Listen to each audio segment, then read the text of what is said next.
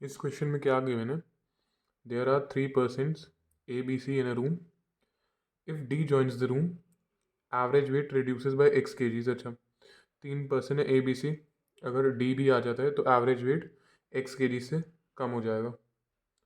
Instead of D, if E joins the average wait increases by 2x kg। अच्छा, अगर D के बदले ई join करता है तो एवरेज वेट 2x kg से बढ़ जाएगा। फिर लिखा हुआ है if the weight of E is 12 kgs more than D, find x. ठीक है, पहले तो 3 पर्सन है ए बी सी, तो उनका एवरेज वेट कैसे निकलेगा। एवरेज वेट हो जाएगा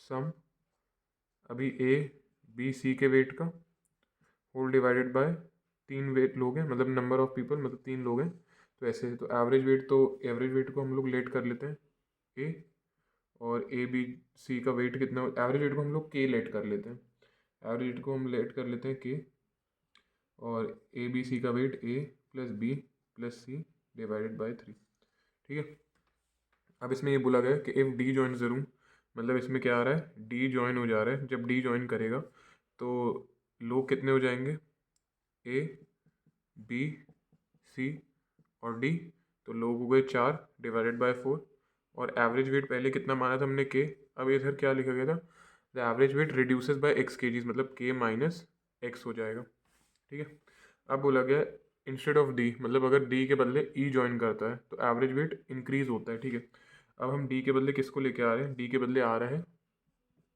ई ज्वाइन कर रहे हैं। ठीक है, तो ए बी और ए बी सी तो पहले से ही थे, और इस बार डी के बदले कौन है, ई। लोग तो 4 ही हैं, पहले एवरेज वेट के था और अब 2x kg से बढ़ जाएगा, प्लस 2x हो जाएगा। ठीक है, इतना हो गया।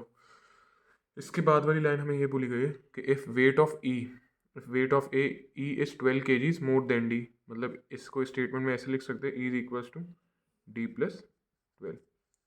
ठीक है, चलो इन दोनों को इक्वेट करते हैं, हमें एक्स की वैल्यू चाहिए ना, सॉल्व करने की कोशिश करते हैं।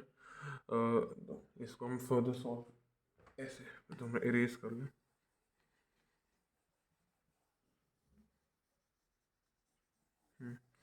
ठीक है, एक्स की वैल्यू में कैलकुलेट करनी है, तो इसको तो हम ऐसे लिख सकते हैं, A plus B plus C plus D is equals to 4 multiply होगा वहाँ जाके, तो ये 4 इधर आ जाएगा, ये ऐसा हो जाएगा, तो is equals to 4k minus 4x। ऐसे इसको हम क्या लिख सकते हैं, A plus B plus C plus E, 4 यहाँ पे मल्टीप्लाई हो रहा है, डिवाइड हो रहा है, वहाँ जाके फिर से मल्टीप्लाई होगा, तो हो जाएगा 4k plus 4 to the 8x। ठीक है, इतना हो गया।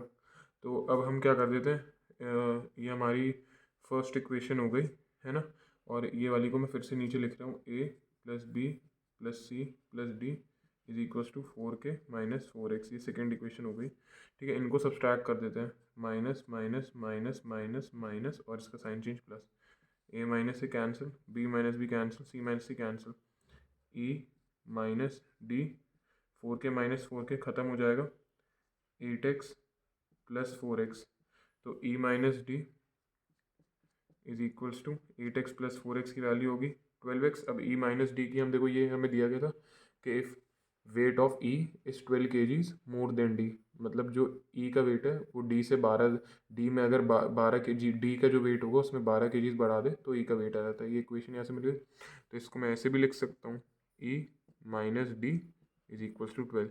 ई माइनस डी की वैल्यू 12 है, तो 12 इज इक्वल्स टू 12x, या फिर यहाँ से x की वैल्यू कितनी आएगी, 12 डिवाइडेड बाय 12, ये x की वैल्यू आ जाएगी, जो कैंसिल आके आएगा, x की वैल्यू आ गई 1। तो इसमें x की वैल्यू निकाली थी, तो x का वैल्यू आ जाएगी हमारी 1। यही है इस क्वेश्चन का आंसर। Thank you.